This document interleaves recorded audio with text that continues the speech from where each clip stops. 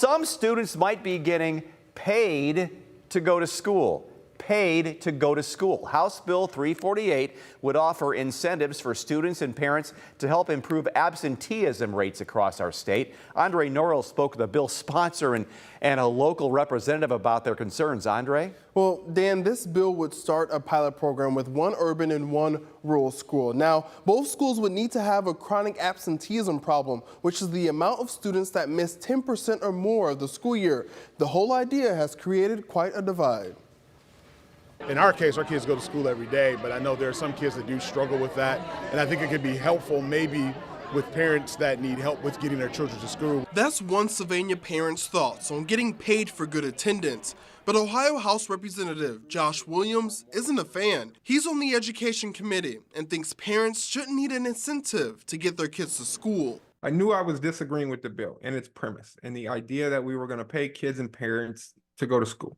If passed, kindergartner parents at participating schools would get $50 a month, $500 in total, for attending school 90% of the time. That's the same for ninth graders or their parents. High school grads would also receive money. Williams favors that incentive as a former high school dropout, but thinks the $1.5 million price tag for a two-school pilot program would be a burden too costly for taxpayers, especially those without kids. You already pay taxes to provide a free education to those children.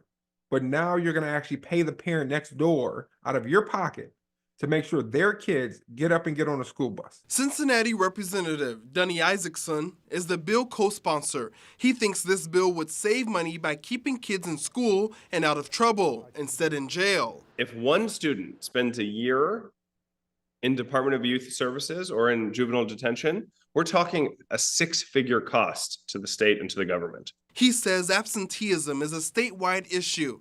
Let's use Toledo Public Schools as an example. According to state records, the chronic absenteeism rate for TPS is about 42%. The state average is about 26%. I hope this pilot works, but either way, we need to be figuring out what the answer is to this issue of chronic absenteeism. Now, this bill hasn't been introduced in the House just yet. If passed in both the House and Senate, the Department of Education and Workforce would take the lead. If interested, schools would need to send an application to the department. Reporting in studio, Andre Norrell, WTOL.